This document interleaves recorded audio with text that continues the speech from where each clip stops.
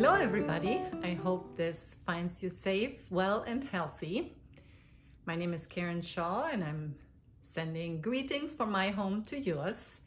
And I'd like to talk today about the power of positive thoughts, healthy thoughts, and how they do affect our overall wellness. I hate to admit it, but I'm somewhat of an expert when it comes to negative thoughts. I know all too well how one little attitude can lead me to a downward spiral that is nothing but really toxic to me and to the people around me. So I have learned a lot over the years, and I'd like to share with you 3 tools that have helped me and continue to help me to overcome destructive thoughts. And the 3 tools are curiosity, compassion, and courage. A little background up front. My childhood was very much shaped by growing up in a multi-generational family on a ranch in northern Germany. And the world seemed pretty simple at the time. I mean, my environment was rather conservative, very much shaped by Catholic views, by the church. And it was somewhat easy because life or the world were all in 2 categories. They were either right or wrong, or fair and unfair. The only problem was there wasn't a lot of gray because everything was black or white. And I've had to realize how much of a judgmental person I had grown up to be. And it was a rather lengthy and often painful process. But I feel that today I have some vehicles that help me to catch myself early on rather than go all the way into this downward spiral. So talking about the different tools, the first one is curiosity. And Todd mentioned in a sermon recently how we need to not grade everything. And for me personally, that means that I need to find a way to turn my judgmental thoughts and attitudes into more curious questions. Instead of trying to decide on the spot, is something a blessing or a curse or good or bad or right or wrong, I need to ask more probing questions. Questions like, why am I so mad right now? What makes me sad? Or even, why am I glad right now? What is God trying to teach me? Why am I so fearful right now? What is it that I'm scared of? And I find that when I ask myself these questions, when I turn down the noises of the everyday life, I do find the why in the whisper, in the quiet times that I take to wrestle with these questions. And when our negative and judgmental thoughts are not about us and our failures, but about other people, I think the same principles apply.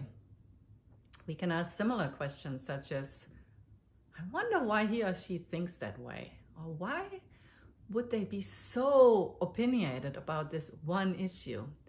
And I can assure you, my husband and my kids very much appreciate when I ask questions that come from a place of wonder and curiosity rather than from a how dare you attitude or whatever, which obviously would just put them at the defense. It's interesting to go through the Gospels and to see the kind of questions Jesus has asked. And obviously when he asks a question, he already knows the answer. But I found a couple of questions that I think he asked just to make people curious about their own motivation. Questions like, do you want to get well? Or does this offend you? You do not want to leave too, do you? Why are you angry with me for healing a man on the Sabbath? Or do you truly love me? Who do you say I am? All cool questions, and I think if Jesus wants us to be curious and dig deeper, let's do it. Let's embrace it, both with ourselves and with others. The second element is compassion. When we live with an attitude of wonder and curiosity about ourselves, it paves the way to being more compassionate with others. There's a great example of judgment turning into compassion in the Bible. It is in John 8, starting in verse 7, where Jesus tells the Pharisees who caught a woman in adultery, "If any of you is without sin, let him be the first to throw a stone." And after they left one by one, Jesus asked, "Woman, where are they? Has no one condemned you or judged you?" "No one, sir," she said. "Then neither do I condemn you," Jesus declared. "Go now and leave your life of sin." I found during these last, almost 3 months of quarantine that I needed to also grow in having compassion with myself. I tend to beat myself up for not doing something. And then when I do something, then I wonder if I did it the right way or for the right reasons. And I have to remind myself every morning that God actually wants me to live a life to the full. He's a God of peace and compassion. When I do that, I see the miracles and I hear the voices around me, and I make wiser decisions, and I'm so much more in tune with my thoughts and where they come from and the words that come out and all that. But I do have to look, and it takes intent and effort. And only when I accept God's compassion for me and when I can have compassion with myself, am I also able to pay it forward and have compassion towards other people. The third element is courage. I think even with a lot of curiosity and compassion, unless we add courage to the mix, we won't find the motivation or the drive to bring our negative or critical, toxic thoughts, whatever, to the light. And then they grow roots, and then it leads to bitterness, and the initial thought that kind of flew over my head plants roots, and it turns into something rather ugly. And what I realize is I need to bring those thoughts early on to the light. And practically speaking, during this quarantine, I've often felt lonely, and then that led to self-pity, which then led to angry attitudes towards some people. Hey, why didn't they call me? Or why didn't people, encourage me more? Or what's my role anyways? And that obviously isn't helpful. And it just, put me in a place of insecurity as well. And I had to be open with some sisters, and it wasn't a big deal. And it's good to open the door through vulnerability for encouragement to come our way, or for the wisdom that comes with advice. And my personal experience really is that when I bring anything to the light, God always rewards it, either immediately on the spot or time will tell. But it's always so freeing to bring my thoughts to the light.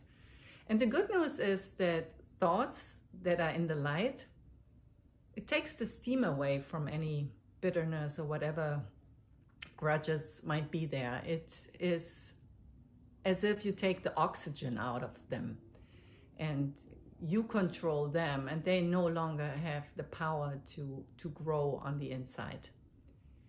And it's just one of those principles that is very difficult, and it's not easy to be vulnerable, but it's such a godly principle that if we just keep on doing it over and over, we get better at it, and we really find that it's extremely freeing.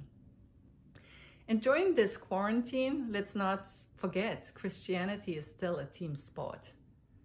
It's amazing how much encouragement can come from one phone call, FaceTime, WhatsApp, Zoom session, or whatever you might do to connect with other people. Let's not be less open and less vulnerable, but more so. Let's use the time to get to know each other better, and let's help each other to overcome any toxic or destructive thoughts and hold hands as we embrace healthy thoughts and healthy ways to lead our lives. And I hope you enjoy this ride and you find that curiosity, compassion, and courage will help you to battle anything but healthy thoughts. I love you and look forward to seeing you again soon.